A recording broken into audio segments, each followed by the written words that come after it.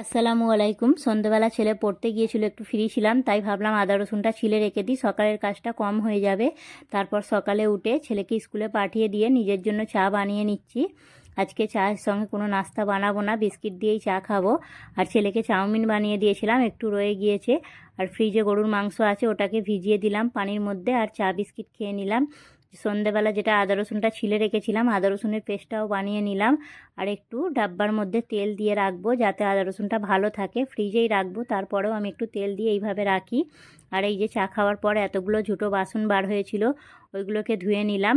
যা কিছু থালা প্লেট ছিল সেগুলো ধুয়ে তারপরে ছোলার ডাল রান্না করব গরুর মাংস দিয়ে। ছোলার ডালটাকে গরম পানি দিয়ে ভিজিয়ে নিলাম, আর ভাতটাও বসিয়ে দিলাম। কিচেনের এই যে র্যাকটা আছে ওটা পরিষ্কার করব, তাই সব কিছু একটু মুছে নিলাম। আর কিচেনের র্যাকটা ভালোভাবে গুছিয়ে নিচ্ছি।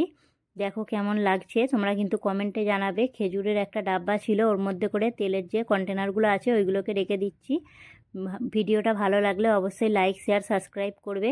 মনের অবস্থা ভালো না, তারপরেও কিন্তু সংসারের কাজগুলো করে নিতে হবে, কারণ বাচ্চা নিয়ে থাকি, টাইমের মধ্যে সব কিছু করতে হবে। আতিফ এসে গেলে ওর সঙ্গেও একটু টাইম দিতে হয়। আর আজকে তো শুক্রবারও নামাজ পড়তে যাবে, তাই তাড়াতাড়ির মধ্যেই কাজকাম করছিলাম।